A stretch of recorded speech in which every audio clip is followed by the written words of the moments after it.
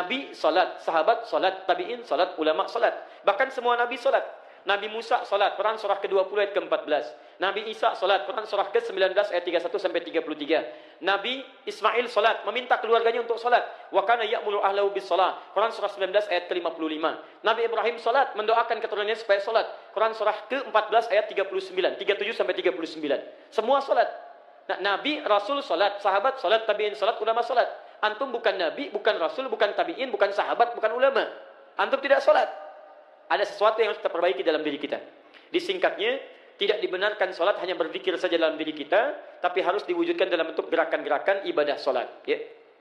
Boleh berzikir, subhanallah, alhamdulillah, Allahu akbar. Kapan waktunya? Selesai salat. Boleh. Apa dalilnya? Quran surah keempat ayat 103. Paling kanan di pertengahan. Fa idza qadaytumus salata fadhkurullaha. Maka jika Anda telah tuntas mengerjakan salat, silakan berzikir kepada Allah. Subhanallah, qiyaman wa qu'udan wa 'ala junubikum. Boleh sambil berdiri, boleh sambil duduk, boleh sambil berbaring. Apa di antara zikirnya? Astaghfirullah, astaghfirullah, astaghfirullah.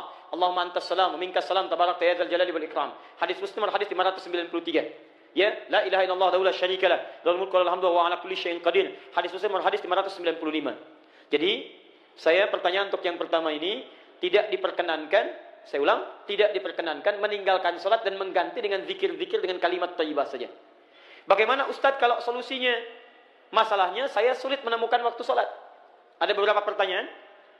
Pekerjaannya tidak memberikan toleransi untuk menunaikan salat, atau waktu-waktu yang diberikan tidak sesuai dengan waktu-waktu salat. Bagaimana solusinya? Yang pertama, lihat kaidahnya. Awas, lihat baik-baik. Anda pahami dulu teori rizki dalam Al-Quran. Setelah itu baru Anda cari ikhtiar untuk mendapatinya. 1. Quran surah ke-51 ayat ke-22. Paling kanan di pertengahan. Wa fis samai rizqukum wa ma tu'adun. Rizki Anda telah dijamin di langit dan dijanjikan akan diberikan. Saya ulang. Wa fis samai, di langit, rizqukum, rizki kalian telah dituliskan. Wa ma tu'adun, dan dijanjikan akan diberikan. Di rizki Anda itu telah diatur, telah ada. Asal Anda mau mengambilnya, maka Allah berikan kepada Anda. Bagaimana cara mengambilnya? Turun Quran surah ke-2 Al-Baqarah ayat 168, paling kanan sebelah bawah. Ya ayyuhan nasu kulu mimma fil ardi halalan thayyiba. Hai manusia, silakan bekerja di dunia, di bumi silakan kerja dengan cara yang halal dan thayyib, dengan cara yang terbaik. Bagi orang beriman, Quran surah kedua ayat 172, paling kiri di pertengahan. Ya ayyuhalladzina amanu kulu min thayyibati ma razaqnakum. Hai orang-orang beriman, silakan cari rezeki, dapatkan rezeki kami telah siapkan. Cuma saat Anda mencari rezeki itu ada turunan yang lainnya. Perhatikan baik-baik, jangan tinggalkan ibadah, tingkatkan takwa. Begitu takwa ditingkatkan, berkah dibuka, rezeki dibuka. Quran surah ke-7 ayat 96. Walau anna ahlal qura amanu wattaqau la fatahna 'alaihim barakatin minas sama'i wal ard. Dimohon maaf, Anda kerja halal, rezeki dapat. Anda kerjakan sholat, rizki dapat. Rizki itu telah diatur. Yang belum ada jaminan itu surga antum. Antum meninggalkan sholat, dapat rizki juga. Tapi kalau antum tidak sholat, akhirat antum bermasalah. Rumusnya bagaimana? Rumusnya adalah, jangan takut antum tidak mendapatkan pekerjaan, karena takut kehilangan rizki. Tidak.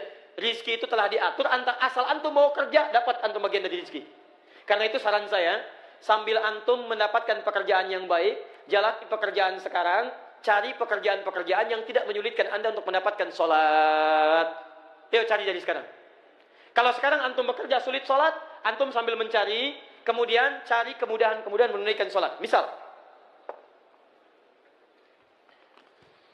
ada waktu sholat yang dalam kesulitan bisa dijamak, bahkan qasar. Quran surah keempat An-Nisa. Quran surah keempat An-Nisa ayat 102, paling kiri sebelah bawah. Quran surah keempat An-Nisa ayat 102, paling kiri sebelah bawah. Baca dari 101 sampai 102-nya, ke kiri. Wa idza darabtum fil ardi falaysa 'alaikum junahun an taqsuru minas shalah. Kalau Anda sedang berpetualang di bumi, Anda punya kesulitan, khawatir terhadap sesuatu, maka tidak ada dosa bagi Anda untuk mengqasar salat. Bahkan kalau perlu Anda jamak misalnya. Jamak itu punya dua kondisi. Kondisi pertama dalam safar. Anda bepergian, ada kondisi yang bisa menjadikan Anda menggabungkan waktu sholat yang boleh dijamak. Gabungkan, jamak itu gabung. Yang boleh digabung 4 waktu sholat. 1 zuhur, 2 asar, 3 maghrib, 4 isya. Zuhur gabungkan dengan asar, maghrib gabungkan dengan isya.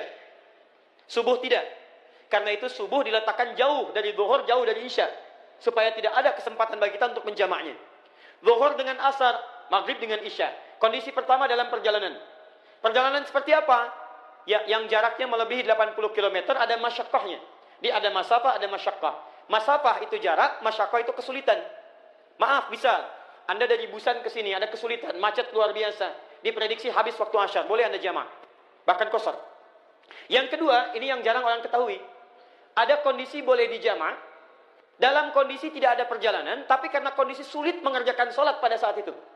Misal, maaf, Nabi pernah menjamak sholat tanpa adanya perjalanan. Apa yang terjadi pada saat itu? Ada kondisi angin yang sangat kencang. Ada badai hujan turun. Karena dikhawatirkan dari masjid tidak bisa ke masjid lagi, maka ahli masjid menjamak waktu sholat zuhur dengan asarnya, maghrib dengan isyaknya. Ditarik ke kondisi kekinian, misal ada orang dokter, profesinya sedang tindakan misalnya. Diprediksi tindakan dokter itu operasi dari mulai zuhur sampai ke menjelang maghrib, asarnya bisa lewat. Anda nggak bisa tiba-tiba sedang operasi, jantung dibuka, adzan asar berkumandang. Allahu Akbar, Allahu Akbar. Maaf ya, saya mau sholat dulu. Masya Allah. Anda tinggalkan, meninggal pasien ini. Maka Anda boleh tunaikan di waktu zuhur, jamak dengan asarnya. Selesai operasi, kerjakan sholat maghribnya. Anda kerja sekarang, pekerjaan Anda tinggal di satu daerah, sholatnya sulit, kalau ketahuan misalnya bisa bahaya bagi Anda. Maka bagaimana caranya? Anda bisa ambil pertama, satu, Anda cari peluang dulu mencari pekerjaan lain yang memudahkan Anda untuk menunaikan sholat. Sambil mencari itu, kerjakan sholat sesuai dengan kemudahannya. Bisa.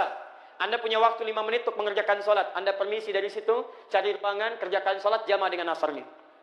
Atau Anda dapatkan asarnya, zuhurnya susah, dapatkan asarnya. Anda kerjakan masuk di waktu asar, jamak dengan zuhurnya. Demikian maghribnya, demikian isyaknya.